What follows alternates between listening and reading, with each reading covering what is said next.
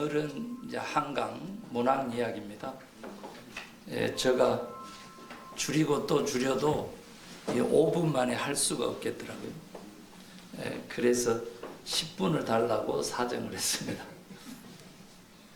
여러분, 노벨상을 수상할 때 스웨덴 할리문에서 이렇게 이야기를 했습니다. 그는 역사적 트라우마에 맞서고 인간의 연약성을 드러낸다. 이게 우리가 역사적 트라우마도 모르겠고 거기에 맞선 거, 그리고 인간의 연약성을 드러내는데 왜 노벨 평화상인가, 이런 거 궁금하셨을 겁니다. 노벨 문학상 위원회가 그렇게 정의를 하고 수상 이유를 밝혔기 때문에 저는 저들의 그 표현과 그 구절을 가지고 한강 작가의 문학 세계를 좀 이렇게 묵상해 보았습니다. 여러분, 역사적 트라우마라고 하면 그의 작품 중에 휴먼 액트, 소년이 온다라고 하는 것을 그렇게 번역했잖아요. 광주 5.18 민주화 운동을 다룬 거고, 이렇게 참여해서요, 주인공을 2인칭으로 하고 그렇게 글을 써내려 가는데, 서사죠. 역사 이야기잖아요. 그런데 너무나 어떤 평론가가 얘기했던 것처럼 냉혹하고 철저하리만큼 아픔을 담긴 표현으로 광주 이야기를 5.18 그 민주화의 열매로 우리가 이만큼 살아내는 그 역사를 서사하고 있다, 이제 이런 표현입니다. 그런가 하면 4.3 제주 사건을요, 작별하지 않는다라고 하는 책에 담았는데요. 여러분, 잃어버린 사건입니다. 제가 광주 호남신학대학교 출신인데요. 그래서 목회적 빛을 보기 어려웠습니다. 그런데 우리 같은 8호학번 동문에 제주도 친구들이 많았습니다.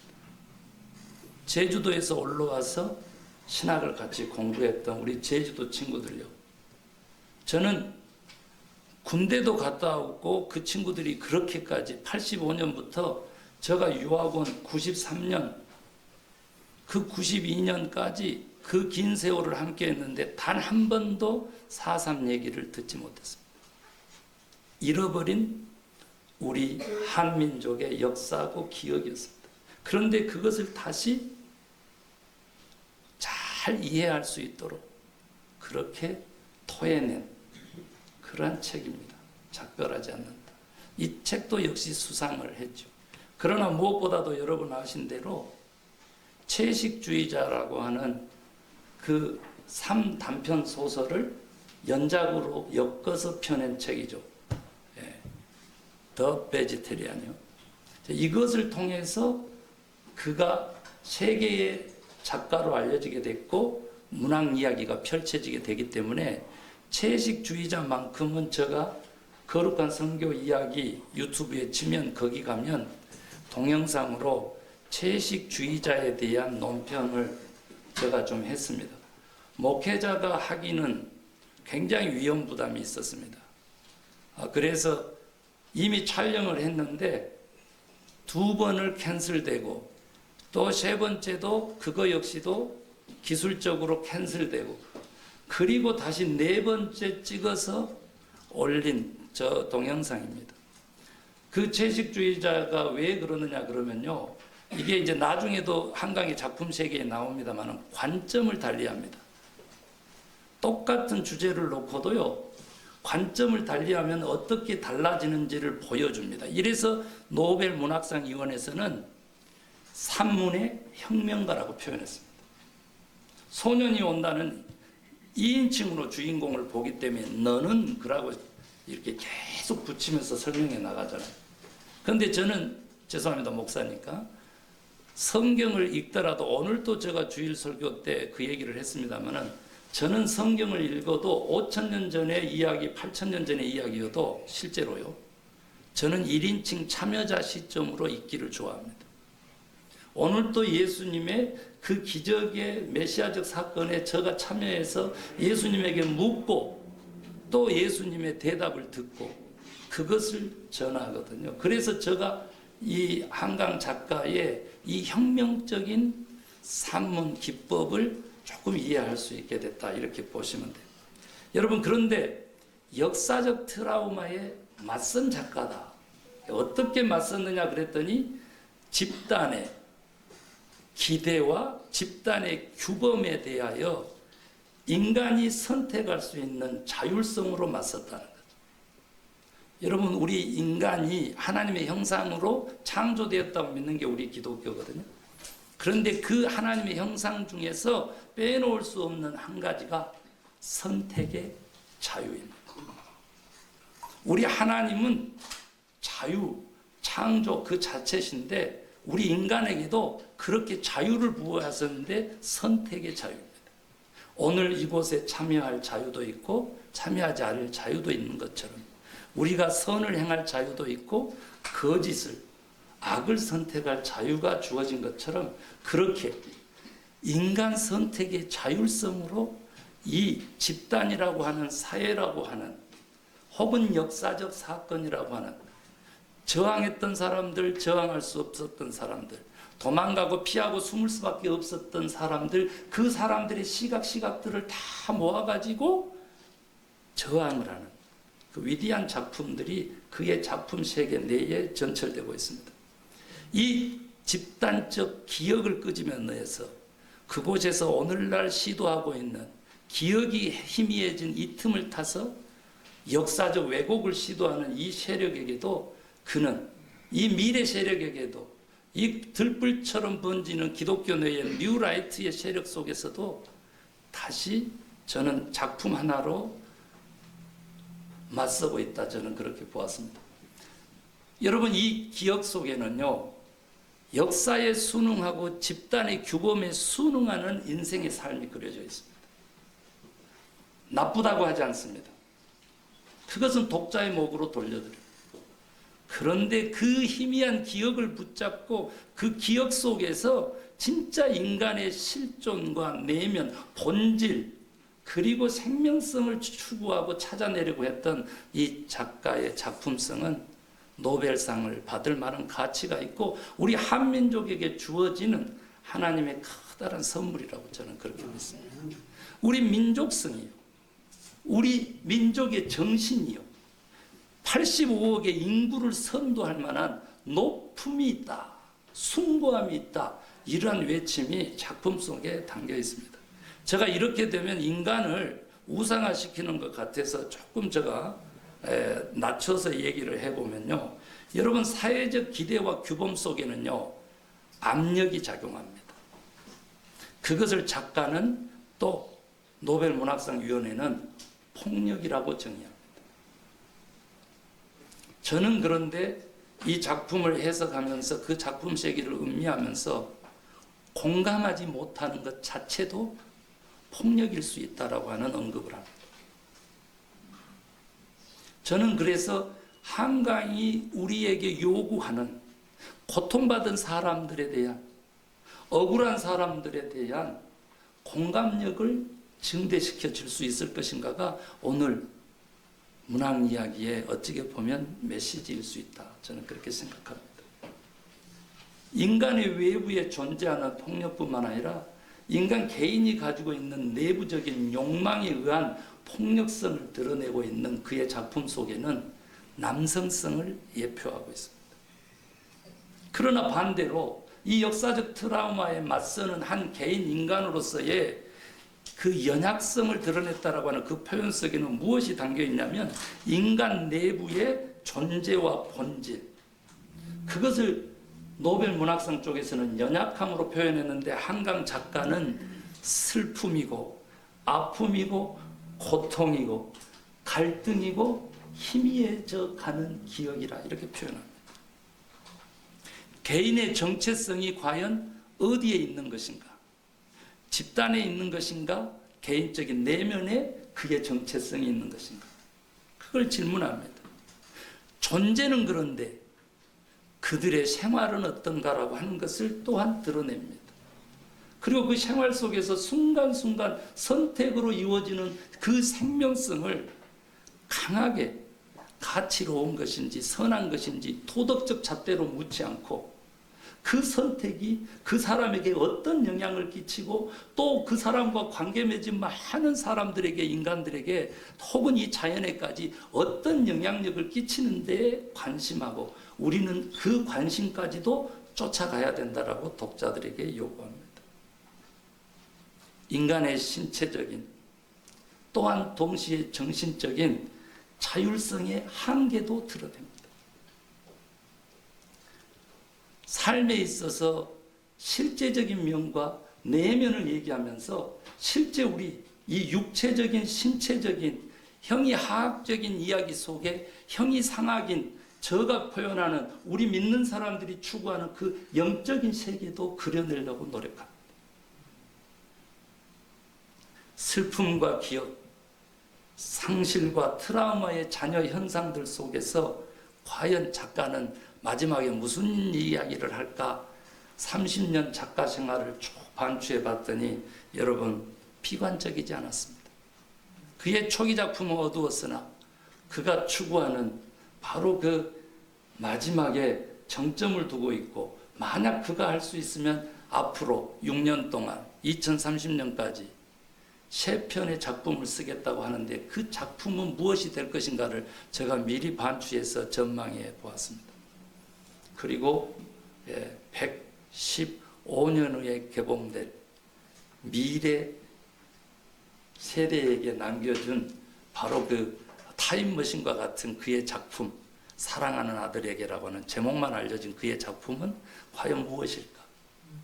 저는 예측 능력을 하나님께 받았다고 나름대로 믿지만 이번 대선에서는 틀렸잖아요.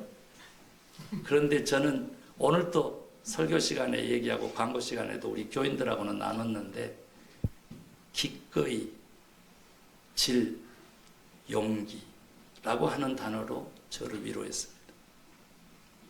선택이거든요. 다수에 편중하지 않아도 편승하지 않아도 소수로서도 아름답고 의미 있는 삶, 이 삶을 일컬어서 저는 진짜 자유한 인간의 삶이다 이렇게 정의하고 싶습니다. 사랑하는 성도 여러분, 그러면 또 곤란하고 설교하듯이 하니까 참여하신 여러분, 저 이 얘기하고 좀 마치려고 그러는데 여러분 그의 작품 세계의 지향점이 뭐냐 그랬더니 회복력이더라고요. 회복력. 뭐 설교 같으면 아멘입니까? 라고 물어보려고 그랬는데 안 물어봐요. 회복력이더라고요. 그리고 토스토예프스키가 인간은 무엇으로 사는가라고 하는 그 책 읽어봤어요? 결론이 사랑으로 삽니다. 오늘 잘 맞아 지금 회장님 그랬어요. 사랑으로 삽. 이제 그의 작품 세계가 어두움에서 진짜 생명력 있는 빛으로 가는데 인간의 참 가치 사랑을 향해서 치닫고 있더라 그 말입니다.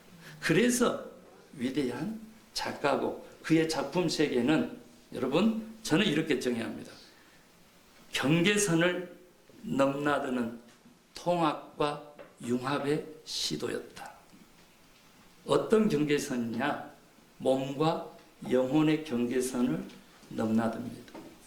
또한 삶과 죽음의 경계선도 넘나듭니다. 그리고 이 세상과 영원한 세계로 꿈꾸는 저 죽음 이후의 세상의 경계선을 넘나듭니다. 의식과 무의식의 경계를 넘나들면서 그녀가 추구했던 그 하나는 뭐냐 그랬더니 바로 할 수 있으면 구별은 되나 분리가 아닌 통합과 융합이면 좋겠다라고 하는 겁니다. 아멘. 그 자리에로 우리를 다 초대하고 있는 것입니다. 그러면서 동시에 그는 침묵과 촛불혁명과 같은 집단적 외침 그 경계선도 구별은 되나 분리가 아닌 통합으로 가면 우리나라가 좀 더 평화롭고 생명에 대한 희생과 폭력에 대한 억압 없이 참 인간의 삶, 자유한 삶, 희망찬 삶, 사랑의 삶, 더불어 사는 삶으로 갈 수 있지 않을까라고 하는 외침을 가졌습니다. 여러분, 집단적 기억의 올바름을 개인의 연약함으로 추구했던 한강 작가의 작품 세계, 잠시나마 우리가 함께 들어가 볼 수 있었으면 좋았습니다. 그리고 여기 혹시 작가가 있어요? 우리 시, 한강 작가의 시를 낭독하신, 그렇게 낭송을 잘하는지는 몰랐어요. 제가 아름답습니다. 예. 문학 기법에 대한 얘기만 잠깐 좀 정리하고 가려고 합니다. 그의 문학 기법은요, 시적 산문으로 이렇게 정의됩니다. 동시에 서사적이라고 그랬잖아요. 그 말은 무슨 뜻이냐 그러면요, 역사를 써내려가듯 혹은 이야기를 글로 바꾸듯 이런 뜻입니다. 서사적이다. 동시에요, 다양한 관점을 가지고 의식과 무의식의 세계의 메타포들을 활용해서 그 은유적으로 표현되는 그 산문으로 산문 내지 문학계의 혁명가의 그런 자리를 가진 위대한 문학 기법이다. 그래서 그의 문학 기법 중에 빼놓을 수 없는 것이 형이상학적, 철학적 세계에 대한 탐문이 곧 우리 인간의 실제적인 삶에 지대한 영향을 끼치게끔 하는 기법을 도용했다. 오늘날 한국 교회의 설교가 이랬으면, 목회가 이랬으면 목사로서 그런 바람이 있습니다. 마지막으로 미국이니까요, 그는 이것을 전혀 의식하지 못했어도 제가 그의 작품 세계를 보고 미국적으로 한 가지 정리하자면, 나인홀드 리버가 책을 썼는데 Moral Person, Immoral Society, 다른 말로 하면 도덕적 인간과 비도덕적 사회라고 하는 책 제목인데, 바로 그 관계의 역학성, 도덕적 인간과 비도덕적 사회, 집단과 개인, 그 속에서의 윤리적 가치와 규범들, 그것들의 역사의 흐름과 같이 조율되는 그 조율성, 이런 것들에 대한 그 이미지를 이 한강 작가도 가지고 작품 세계를 열어갔다. 여기 저도 새로운 메타포로 도덕적 인간과 비도덕적 사회, 집단은 나쁘고 악할 수 있지만 개인 누구나가 도덕적이다라고 하는 이 관점을 우리가 다시 가진다면, 지금 오늘 우리 함께 앉아있는 우리 모두가 다 아름다운 사람들이다. 저는 그렇게 믿습니다. 제가 한강 작가의 문학 세계를 노래로 하려고 우리 아들들, 그 다음에 또 별로 공감력을 얻지 못하는 우리 사모까지 다 동원해가지고 노래하겠습니다. 제가 악보가 없어요. 그냥 안 보고 해보겠습니다. 예.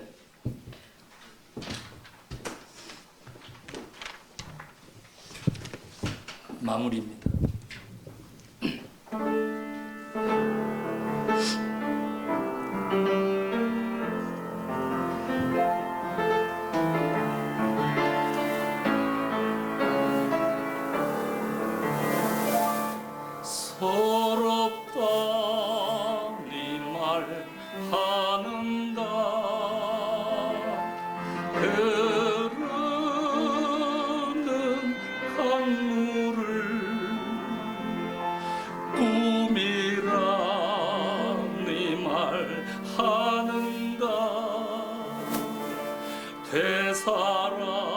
되살아오는 세월을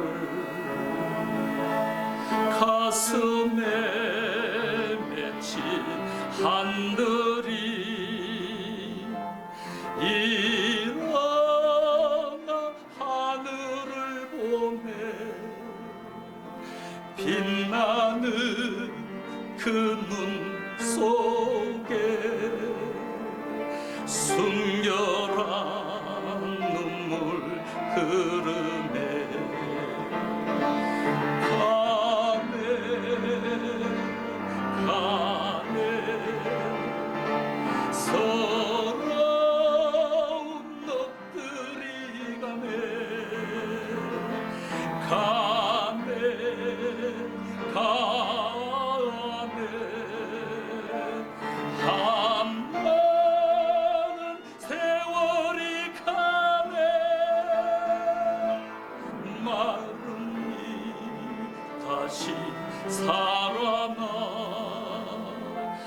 푸르른 하늘을 보네